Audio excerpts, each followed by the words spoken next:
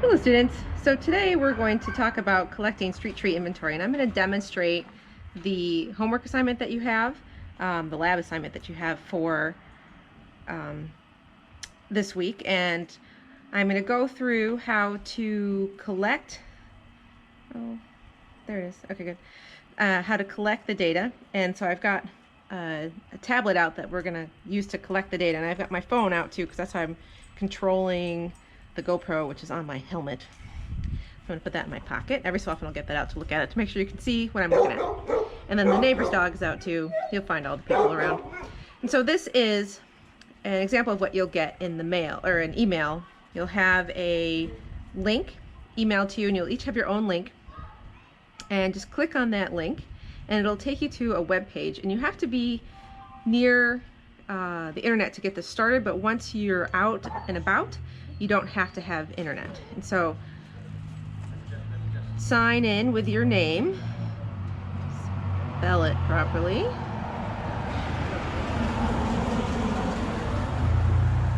and then you'll see the data. And I took a sample one when I was inside, and I'm going to delete that one. I'll delete it later. Oh no, not what I wanted. Go back to it. Here we go.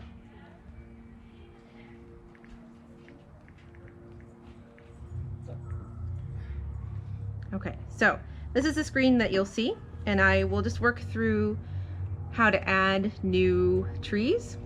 You start with that little plus symbol right there on the upper right hand side of your screen, and then on the left hand side is a little settings button, and that settings button is going to be where you need to submit things from. So this setting button here, maybe I'll show you that first. So when it's time to submit things, I'm going to click that settings button, and right here you'll see it says submit data. After you've collected all your data, you'll use that submit to send it to me. And so you're going to collect data and then send it all to me. And I'm going to walk to our first tree, and we'll work through the settings, and hopefully it's not too dark out. So this is a tulip poplar. This is one I did a sample one for, and so I'm going to hit add, and you'll have a different tree ID for each one. You may have a zone choice. If you do have a zone choice that's other than one, choose the one that goes with your name. The grayed out cells are the ones you can't enter things in, but all the other ones you can. And so you're going to have to add your street. I already added my street. So where it says not entered, if you choose that, oh sorry, you click the little plus button over here, you can add a street name here. And so I already added Plymouth Street, and I'm going to put my house number in.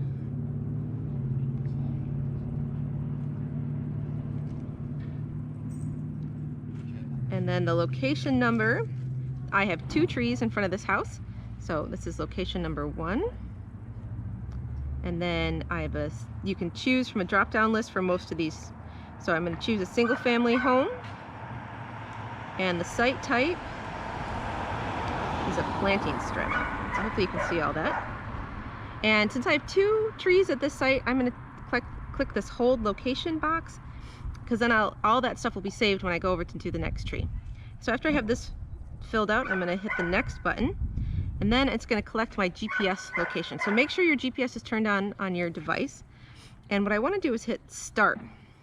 And it's going to think for a little bit. It's going to connect to the GPS and then record their GPS location. And then I'm going to select capture. And it'll lock in that GPS. You have to remember to do this at each tree. And it takes a moment. And hit the next button. And so now this is when I get my tree information. So I'm going to add a species. And then click the run button. I have these listed in scientific order. This is Liriodendron tulipifera. You can also choose to look at them through the common name. I do want you to get, the next one is diameter, and I do want you to estimate diameter for each of the trees. If you do not have a diameter tool of some sort, you can just estimate. And I can't believe how much traffic is on the street now. considering it's quarantine. And so I have my diameter tape. If you have something to measure diameter with, that's great. If not, just estimate. And so I'm gonna put this down for a moment. You're gonna take your diameter at 4.5 feet. And so this tree, spin it around. See what I'm looking at? Oh yeah, you can see that. So the diameter of this tree is not even 3 inches. It's 2.65, give or take. And so this is a small tree.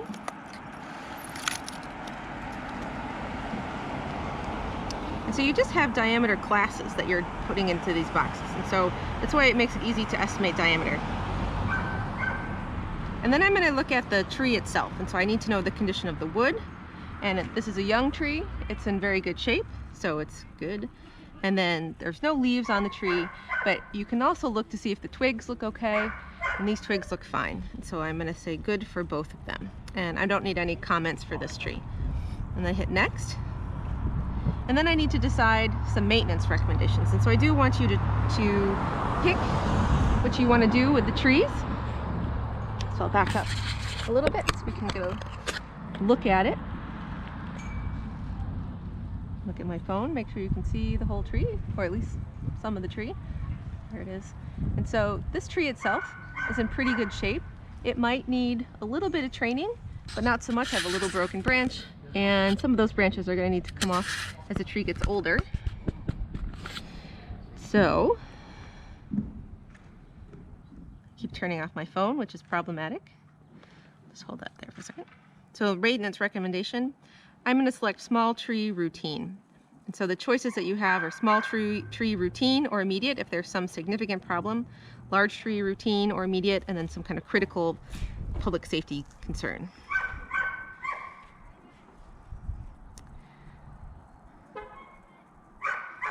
So small tree routine, priority task.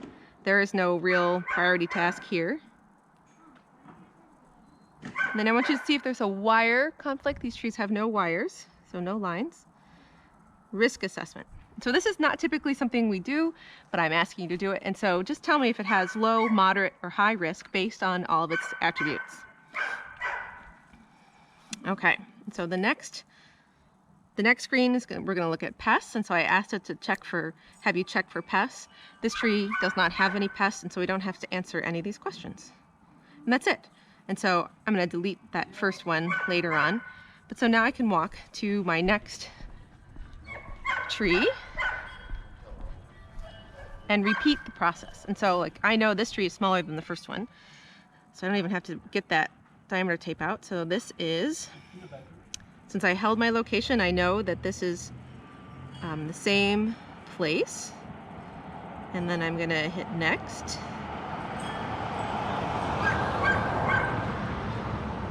And I need to clear this GPS out. Clear. Start. And so after a moment, I can hit capture, and we should be good. So that GPS point. This species, I don't know if you can see these kind of quirky ridges here. This is a sweet gum, which is Liquid Ambar styraciflua.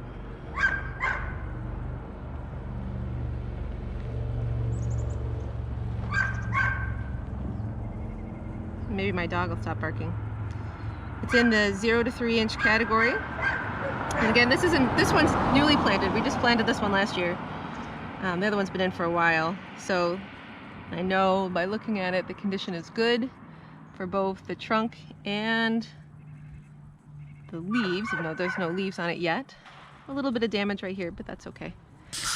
This tree, when we planted it, we took it out of its wrappings, had a huge girdling root that we had to fix, which was great. I'll just check to make sure we're looking at everything okay. Looks to be good. Okay. So, maintenance recommendations, same deal. Let's go through the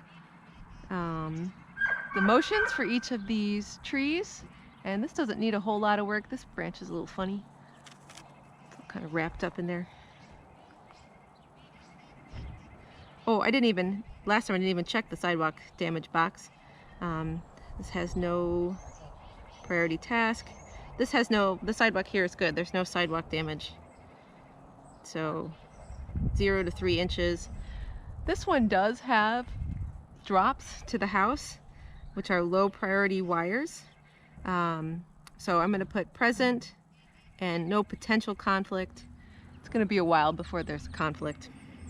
Risk assessment here is low.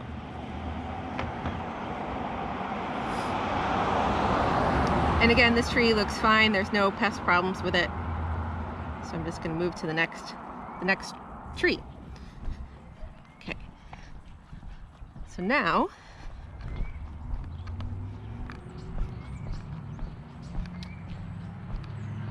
it's our next tree. So I walk down the street. This is a larger tree. Yep, we're still good. And I'm going to uncheck, well, I guess I'll leave that hold location because it'll keep my street for me. My neighbor's tree. And location number 1, so I'm just updating the address.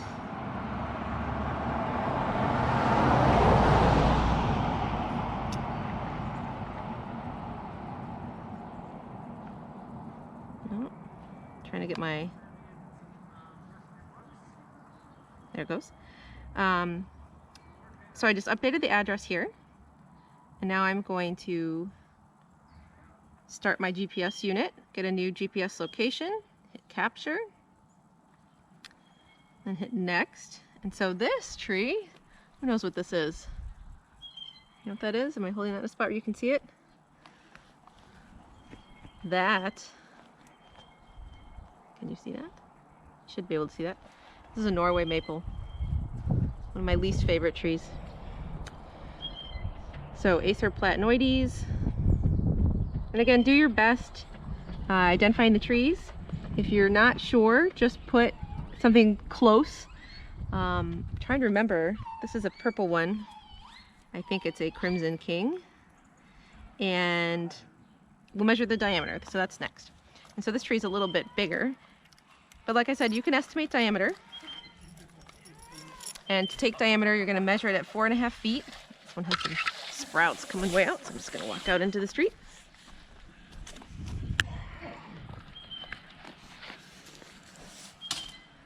So 16, a little over 16 inches, wrong device.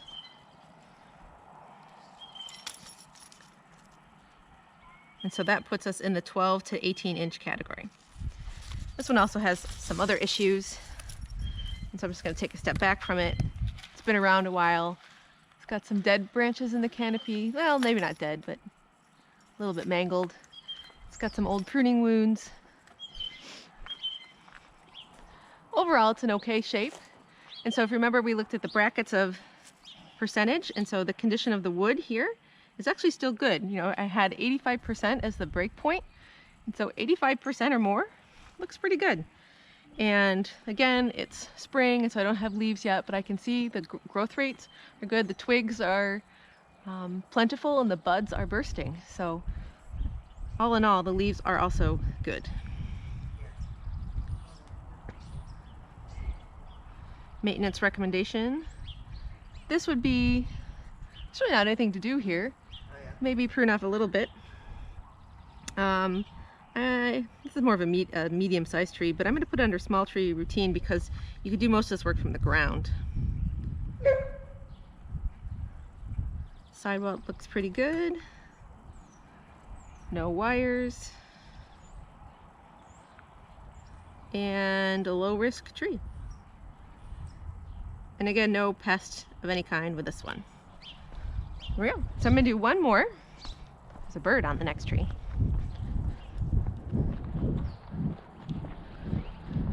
So as I walk towards that tree, this is 23. 23 Plymouth. This house only has one tree.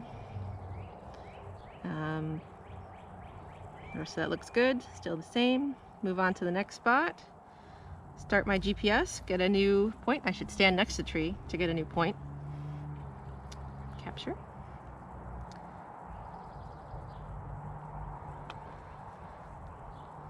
So another Norway maple. This is another purple one, probably Crimson King. The diameter 4.5 feet. This one has a significant defect on this side and a root problem. And so this was a branch that was cut off. It didn't really heal very well. You can see that. Actually looks like there's a gypsy moth pupa or two in there. And another branch that was removed at one point. So this tree's in rougher shape. It's a 18-inch tree.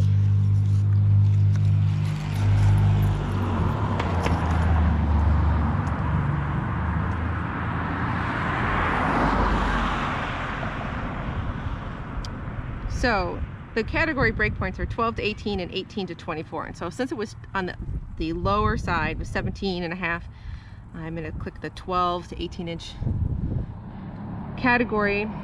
And then looking at this tree, I've got, I got a broken limb up there. I do have wires in this tree with some conflict, a little bit gnarly growth habits up there. The buds, the foliage is fine on this tree, just from past knowledge. And you can see that there's a lot of buds and they are growing relatively well. The health of this tree isn't great though. The wood condition is not fantastic. It's not poor, there's not a huge cavity. I'm not dealing with significant amounts of decay. So I'm gonna put this on the fair list. That again, close. And then, I don't know if you can see this on the ground. So this sidewalk was replaced at some point, not too long ago. There's my shadow. And so you can see this root that was cut when they cut the sidewalk. And so that, that is also a little bit concerning. But so the wood structure of the trunk, I'm gonna give that a fair. And the leaves, good. And then maintenance recommendation. So this one is I'm gonna give this a large tree routine since it's gonna need some pruning. And priority task, I'm gonna tell, this one's got some dead wood. It needs to come out. It's not a significant problem. I'm not so worried that that's gonna hurt somebody, but it should, maybe someone should come around and take that down. It does have a wire conflict. And I'm going to give this tree a moderate risk assessment. And so I know that it doesn't have, with the cut root and the damage to the trunk, there's a higher potential for something there. There's too many people out. And then pest problems, no significant pest problems that are necessarily identifiable on this tree other than stress. And so actually I will choose the stress. And so I'm going to put in here cut root at the bottom. And so we can add notes for different things, and this way I'll have a record of this cut root. And I can also put in that there are large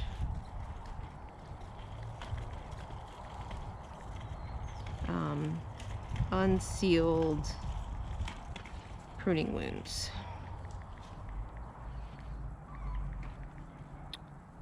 Okay, so this is the kind of thing that I want you to collect information on. No wilt. I could have checked epicormic shoots for that other one, but that's all right. So that's it. Done. Yep. Primary pest. Oh, what do you mean I can't check?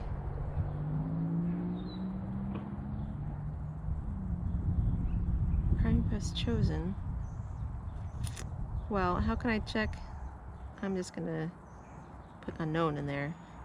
So it just gave me an error that said I couldn't leave this without a pest name, even though it's an environmental pest. It's not a biological pest because it's human. So I'm just gonna put unknown. So if you run into a situation like that, just check unknown. Okay, all done. So do your block. Try to get 10 to 15 trees in, and then submit your data back to me. Thanks. And hopefully this isn't too noisy of a recording.